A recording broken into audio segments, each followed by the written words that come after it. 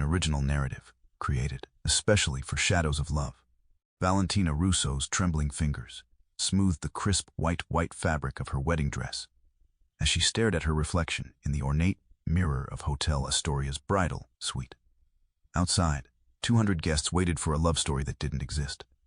Her father's debt to the Rinaldi family had brought her here, to marry a man whose name made hardened criminals flinch. When the door opened, Dante Rinaldi's reflection appeared behind her, his dark eyes meeting hers in the mirror. His tailored suit couldn't hide the power in his shoulders or the scars on his knuckles. "It's time," he said, his voice low and controlled. But as he offered his arm, something unexpected flickered across his face, a momentary softness that vanished so quickly. Valentina wondered if she had imagined it. 3 weeks earlier, Valentina had been working late at her father's struggling restaurant when 2 men in expensive suits arrived. They weren't there for the homemade pasta. Her father's face had drained of color at the sight of them. "It's time to speak with Mr. Rinaldi," one had said, and Valentina learned the truth that night. Her father owed the most powerful crime family in New York $2 million. Money borrowed to keep the restaurant afloat after her mother's medical bills had bankrupted them. "Papa, how could you?" she'd whispered in the back office as he sobbed into his hands. "I had no choice, Valentina. Your mother was dying. The banks wouldn't help us." She'd accompanied her father to the Rinaldi estate, a fortress disguised as a mansion on the outskirts of the city. She'd expected threats, violence perhaps. What she hadn't expected was Dante Rinaldi himself, heir to the criminal empire, studying her with calculating eyes as she entered his office. "Miss Russo," he said, not bothering to stand. "Your father's debt has become problematic." At 35, Dante Rinaldi was exactly as the rumors described, coldly handsome, with sharp features that seemed carved from stone, dark hair with premature silver at the temples, and eyes that revealed nothing. His reputation preceded him. Ruthless, brilliant, untouchable. "I'll pay it back," her father promised. "Just give me time." "Time has run out," Dante replied, his voice eerily calm. "However, I have a proposition that would resolve this matter permanently." That was when he'd looked directly at Valentina. "Marry me." The words hung in the air like smoke. "What?" she gasped. "A marriage of convenience," Dante clarified. "I need a wife for appearances. The Rinaldi family requires legitimacy in certain circles. You're educated, presentable, and come from a respectable Italian family, despite your father's financial indiscretions." "You can't be serious," Valentina said. "I'm always serious, Miss Russo. Your father's debt will be forgiven entirely. Your family restaurant will receive proper investment. In return, you will be my wife in public. Private matters remain private. And if I refuse," Dante hadn't needed to answer. The consequences lingered unspoken between them. "How long?" she asked, her voice barely audible. 2 years minimum. After that, we can discreetly part ways with a generous settlement for you." Her father began to protest, but Valentina silenced him with a look. She was 7 with a business degree and dreams now crushed under the weight of her father's mistakes. She thought of her mother, who had fought so hard to live, who had wanted Valentina to have opportunities. "I'll need certain guarantees in writing," she said, surprising herself with her steadiness. A flicker of respect crossed Dante's face. "Of course." The wedding was arranged with startling efficiency. Within 3 weeks, Valentina found herself at the legendary Grand Hall of Hotel Astoria, surrounded by New York's elite, most of whom were strangers to her. The Rinaldi family spared no expense. The spectacle needed to be convincing. As she walked down the aisle on her father's arm, she caught the approving nod of an elderly woman she would later know as Nonna Rosa, Dante's grandmother and the family matriarch. Dante waited at the altar, his expression unreadable as always. The ceremony was brief, the words hollow. When the priest pronounced them husband and wife, Dante's kiss was perfunctory, a mere brush of lips that left Valentina cold, despite the applause around them. At the reception, Dante played his part flawlessly. His hand rested possessively on the small of her back as he introduced her to business associates, politicians, and family members, whose connections she didn't want to contemplate. "You're doing well," he murmured during a rare moment alone. "I'm following our agreement." she replied. Later that night, in the presidential suite, Dante loosened his tie and handed her a folder. Your father's loan documents, Mark paid in full, he said, and the deed to your family restaurant, now free of all encumbrances. Valentina took the folder with trembling fingers. Thank you. Don't thank me. This is business. He gestured to the separate bedroom. Your accommodations. I'll take the master. Tomorrow, we leave for the Amalfi Coast. A proper honeymoon for appearances. Of course, she said, clutching the folder to her chest. As she turned to go, his voice stopped her. Valentina. She looked back. This arrangement will work best if we maintain clear boundaries. Emotions complicate things. I don't expect emotions from you, Mr. Rinaldi. Dante, he corrected. At least when others are present. Dante, she repeated, the name foreign on her tongue. Good night. As she closed her bedroom door, Valentina leaned against it and finally allowed herself to breathe. She had married a stranger, a dangerous man whose world operated by rules she didn't understand. But she had saved her father, secured her family's legacy. That would have to be enough. On the other side of the door, Dante Rinaldi poured himself a drink and stared out at the New York skyline. The marriage was a strategic move, nothing more. The Rinaldi family needed respectability, and Valentina Russo provided the perfect facade. He would keep his word, protect her, provide for her, and eventually release her from this arrangement. What he wouldn't do was let her become anything more than a business transaction. He'd learned that lesson the hard way with Bianca. Never again. The Amalfi Coast villa perched on the cliffside like a white jewel against the azure Mediterranean. Valentina stood on the terrace, the sea breeze lifting her hair as she absorbed the breathtaking view. She could almost forget the circumstances that had brought her here. The staff has been instructed to address you as Signora Rinaldi, Dante said, appearing beside her. We'll be attending several social functions while we're here. Important connections.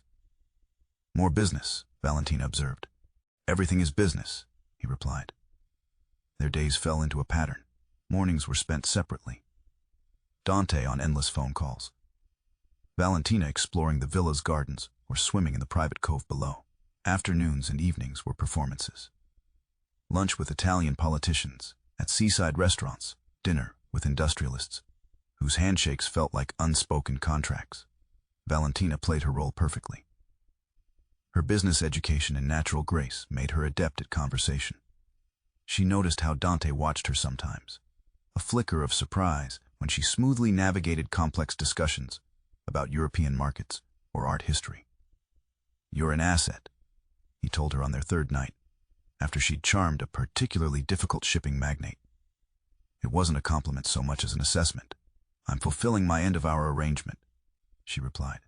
On their fifth night, they attended a gala at a neighboring estate. Valentina wore a midnight blue gown that drew appreciative glances. Dante her close, his hand occasionally brushing the bare skin of her back in a gesture that seemed possessive to onlookers, but remained impersonal between them. Dante. A woman's voice cut through the crowd. What a pleasant surprise. Valentina felt Dante stiffen beside her before he turned. The woman approaching was striking. Tall and elegant, with calculating eyes that assessed Valentina immediately. Caterina, Dante acknowledged coolly. This is my wife, Valentina. Valentina, Caterina Volpe. Wife. Caterina's surprise seemed exaggerated. How unexpected, especially after Bianca.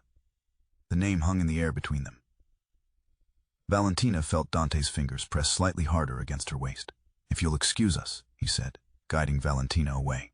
Later, back at the villa, Valentina found herself asking, who is Bianca? Dante, pouring himself a scotch, paused. No one of consequence. She seemed consequential enough to make you uncomfortable. He gave her a sharp look. Our arrangement doesn't include sharing personal histories. It does if they affect our business relationship, Valentina countered. For a moment, she thought he might walk away. Instead, he said, an ex-wife, a mistake, nothing more. You've been married before. Briefly. It ended badly, which is why I prefer our current arrangement. Clear terms, no misunderstandings. The next morning, Dante was gone before sunrise. Business in Naples, according to the note left with her breakfast. Valentina spent the day alone, swimming in the private cove and reading on the sun-drenched terrace. As twilight fell, she walked along the shoreline, barefoot in the cool sand. The distant lights of fishing boats dotted the horizon.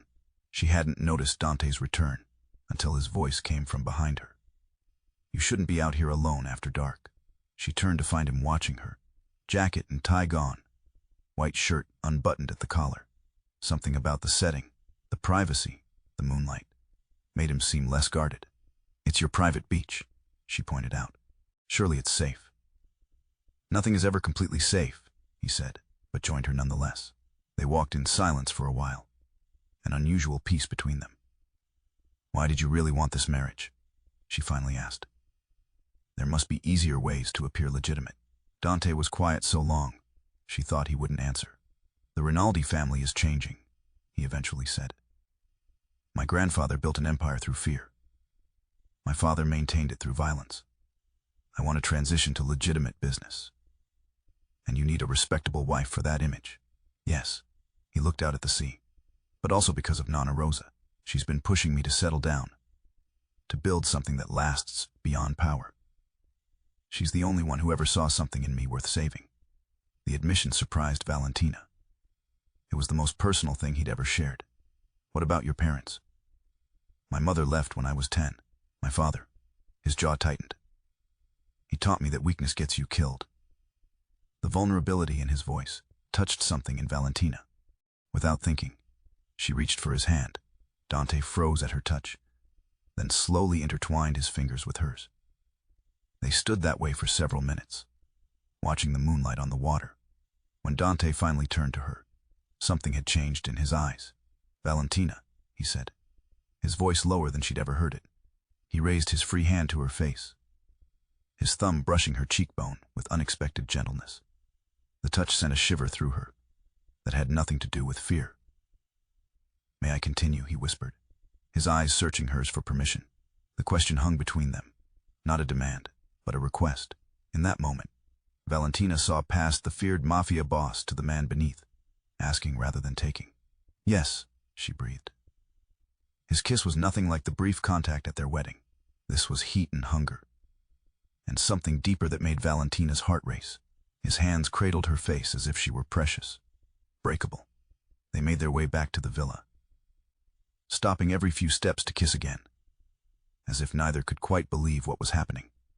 In his bedroom, with moonlight streaming through open windows and the sound of waves below, Dante undressed her with reverent hands. "You're beautiful," he murmured against her skin. For the first time, Valentina felt the walls around him crumble completely. In the darkness, Dante Rinaldi, the man who had married her for convenience, made love to her with an intensity that left her breathless. But morning brought reality back like a cold wave. Valentina woke to find Dante already dressed, standing by the window, his expression once again remote. "Last night was a mistake," he said without looking at her. "It complicates our arrangement." The words stung more than they should have. "Of course," she said, gathering the sheet around her. "Just business." He left without another word, and Valentina was alone with the memory of his whispered question. "May I continue?" and the knowledge that whatever had opened between them had already closed again. That afternoon, she found unexpected company in the villa's kitchen. Nonna Rosa, Dante's grandmother, was instructing the chef on proper risotto technique. "Ah, there you are, Cara," the elderly woman said with a warm smile. "Come, sit with me. My grandson has business in Rome today, over coffee." Nonna Rosa studied Valentina with shrewd eyes. "He's fighting it, you know." "Fighting what?" "Feeling something for you." The old woman patted Valentina's hand. "Dante built walls after Bianca and Alessandro's betrayal." "What happened?" Valentina asked, unable to help herself. Nonna Rosa sighed. "Bianca was his first wife. Alessandro was his best friend since childhood. Dante trusted them both completely. He found them together in his own bed, the day he returned early from a business trip." Valentina felt a pang of understanding. He never mentioned Alessandro. The betrayal nearly destroyed him, not because he loved Bianca so deeply, but because he had allowed himself to trust. In our world, trust is dangerous, but a life without it. Nonna Rosa shook her head. That's no life at all. They returned to New York a week later, the moment by the sea unmentioned between them. Dante retreated further behind his walls, spending long hours at the Rinaldi offices downtown. Valentina found herself mistress of his sprawling Manhattan penthouse, playing hostess at carefully orchestrated dinner parties for business associates and their wives. You're adapting well, Nonna Rosa observed one afternoon as they shared tea in the penthouse garden. But you're unhappy. I'm fulfilling our arrangement, Valentina replied. The old woman gave her a knowing look. That's not what I asked. Before Valentina could respond, Dante arrived with a tense expression. We have a situation, he said, nodding respectfully to his grandmother before turning to Valentina. The Volpe family is hosting a charity gala tomorrow night. We need to attend. Caterina Volpe's family, Valentina asked, remembering the woman from Italy. Yes. Our absence would be noticed and interpreted as weakness. The Volpe Gala was held at the Metropolitan Museum of Art, the great hall transformed with cascading flowers and crystalline lights. Valentina felt Dante's tension as they entered. His hand at her waist guided her protectively through the crowd. The Volpes are testing boundaries, he murmured. Stay close. Valentina soon understood why. Throughout the evening, she caught snippets of conversation, veiled inquiries about their marriage. Caterina Volpe circulated like a shark, dropping hints that the Rinaldi empire was built on shifting sand. Such a whirlwind romance, Caterina said, when she cornered Valentina at the bar, almost as if it were arranged. Love often surprises us, Valentina replied smoothly. Caterina's smile didn't reach her eyes. Indeed. Though I wonder if Dante has told you everything about his past, about Bianca. My husband doesn't keep secrets from me. No, Caterina leaned closer. Then you know Bianca claims their divorce was never properly finalized. The revelation hit Valentina like a physical blow. But years of business negotiations had taught her to maintain composure. How interesting that you're so concerned with my husband's previous marriage. Merely looking out for a fellow woman, Caterina said with false sincerity. Legal entanglements can be so messy. On the drive home, Valentina waited until the privacy screen was up before asking, Is it true about Bianca that your divorce might not be final? Dante's jaw tightened. Where did you hear that? Caterina seemed very interested in sharing the information. It's nonsense. The divorce was finalized 3 years ago. I have the documentation. Then why would she? Because the Volpes see an opportunity, Dante cut in. They're looking for weaknesses, ways to undermine our business interests, by questioning our marriage, by questioning everything. He ran a hand through his hair, a rare gesture of frustration. There's more at stake than you realize. The Rinaldi transition to legitimate business has enemies. Some prefer the old ways. The next morning, Valentina discovered she was pregnant. The single pink line on the test seemed impossible. They had been intimate only that one night on the beach. She took 3 more tests before accepting the truth. A child. Dante's child. She sat on the edge of the bathtub, hand pressed to her still flat stomach. This changed everything. Their arrangement had never accounted for this possibility. Before she could decide how to tell Dante, his assistant called. An emergency board meeting had been called. Dante wouldn't be home until late. That evening, as Valentina waited, her phone rang with an unknown number. Mrs. Rinaldi, a smooth female voice said. This is Bianca Moretti. I believe we should meet. I don't think that's necessary, Valentina replied. Oh, but it is. Unless you want to be humiliated when the truth comes out. The Rinaldi Plaza Hotel, noon tomorrow. Come alone. The call ended before Valentina could respond. She told herself not to go, that it was clearly a trap. But by 11:30 the next day, she found herself entering the opulent lobby of the Rinaldi Plaza. Bianca was waiting in a private dining room, as elegant and cold as Valentina had imagined. Thank you for coming, Bianca said, not bothering to stand. I'll be direct. Your marriage to Dante is invalid. We were never legally divorced. He says otherwise. Bianca smiled thinly and slid a folder across the table. Court documents. Our divorce proceedings were initiated, but never completed. A clerical error that went unnoticed, until now. Valentina opened the folder. The legal language was complex. but the highlighted sections seemed to support Bianca's claim. "What do you want?" Valentina asked. "Nothing from you. This is between me and Dante. I simply thought you deserved to know that you're not legally his wife. Never have been." The revelation left Valentina reeling. If true, it meant their marriage was a fraud in more ways than one. It meant the child she carried would be born outside of wedlock. It meant Dante had either lied to her or been careless with something so fundamental. She left without finishing her water, the folder clutched in her hand. That afternoon, the story broke in the financial press. Rinaldi Empire faces legal challenge. Marriage scandal rocks New York's business elite. The article detailed Bianca's claims, complete with quotes from legal experts, questioning the validity of Dante's current marriage. By extension, his recent business contracts that had been signed with Valentina. As a co-signatory, the Rinaldi stock plummeted. Partners called emergency meetings, and Valentina sat in the penthouse, watching it all unfold on financial news channels, her hand protectively covering her stomach. When Dante finally returned home, his face was carved from stone. "You've seen the news," he said. "Yes." Valentina stood, steadying herself. "Is it true?"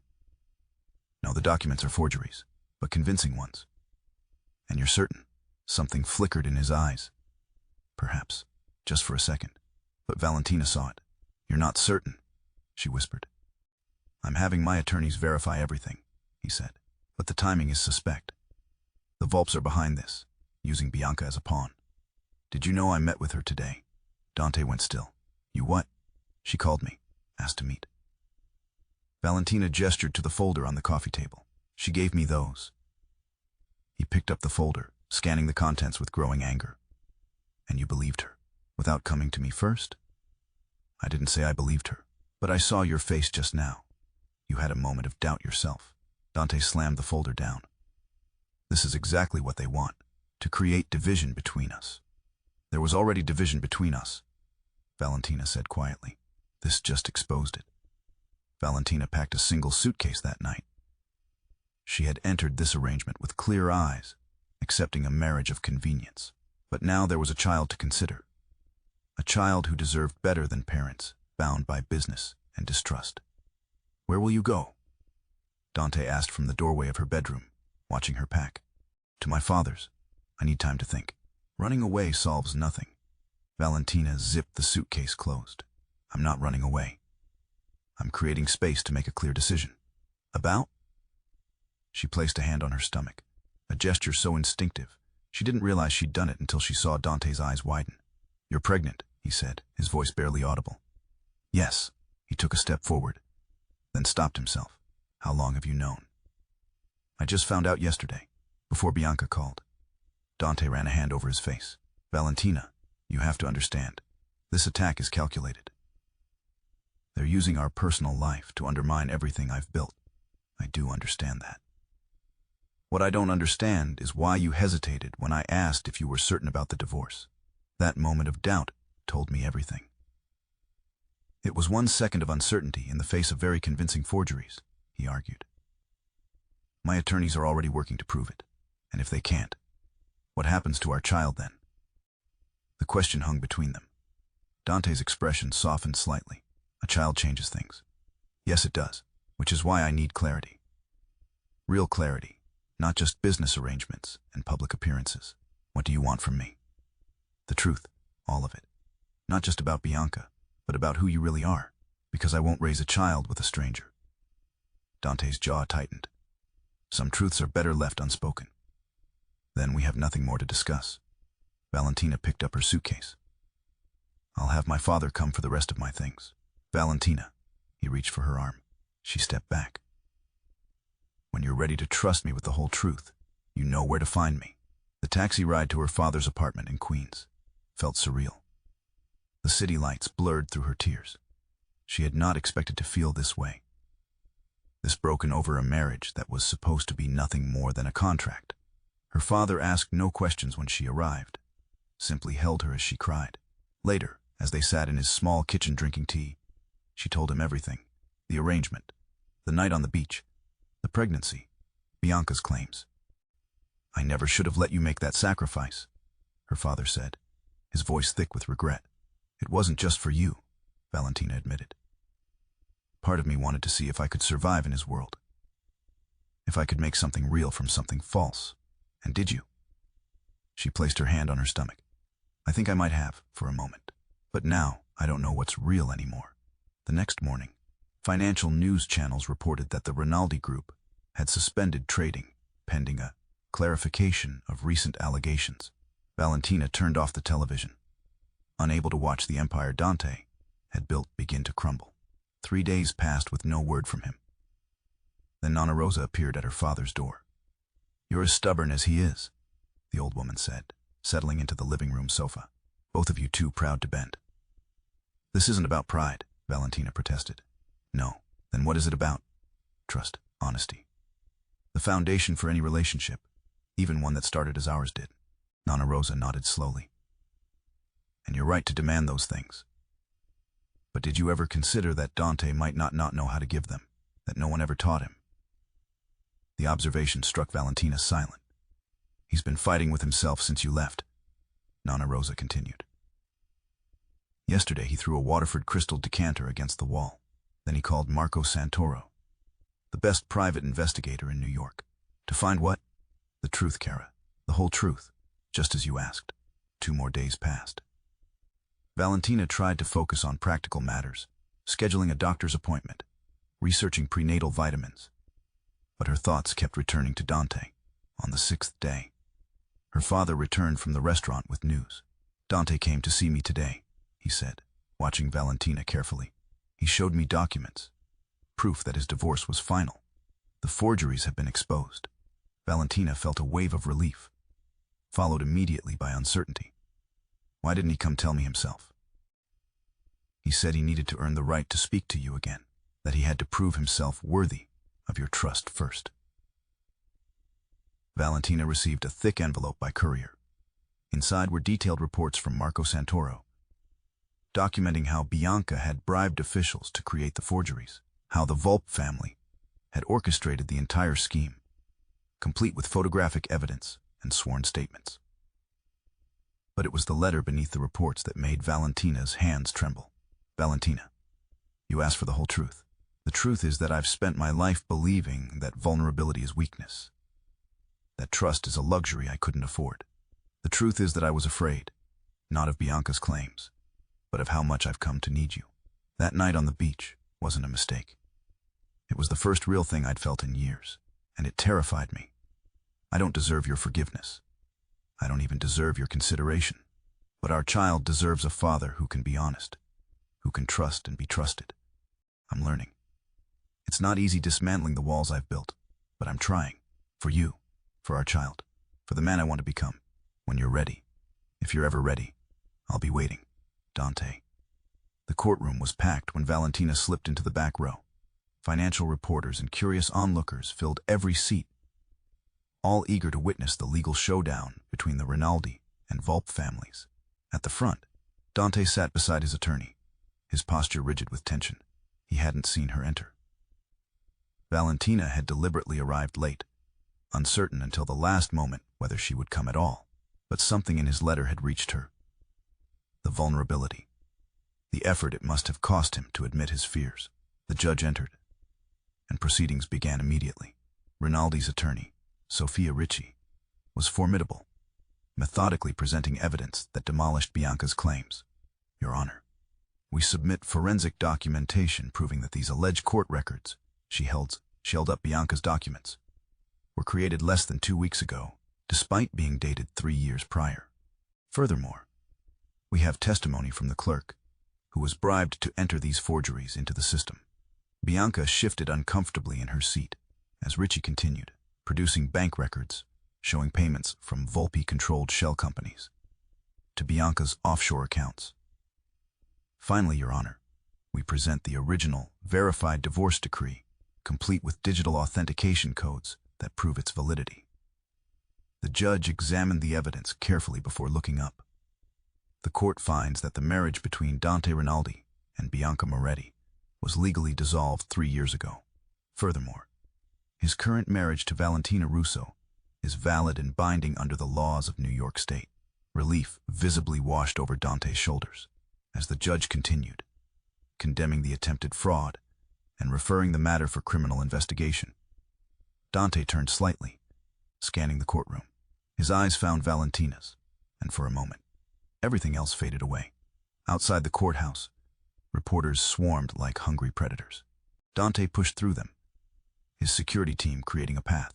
When he reached the bottom of the steps, he stopped, seeing Valentina waiting by a town car.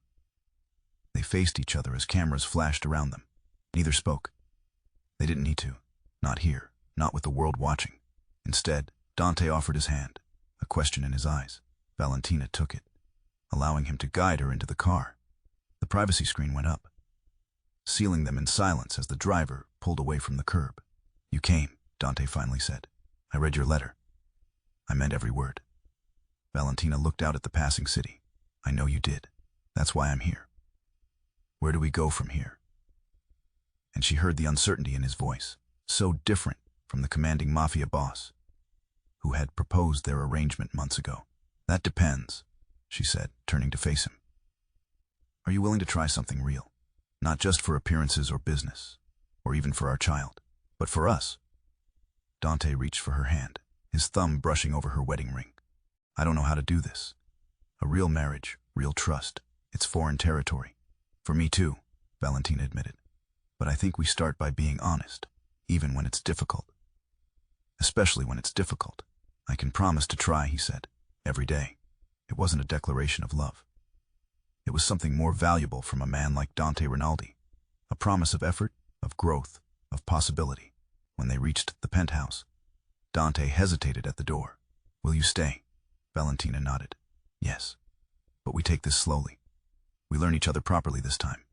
3 months later, they sat together in a doctor's office, watching in wonder as their son's heartbeat flickered on the ultrasound screen. "He's strong," the doctor said.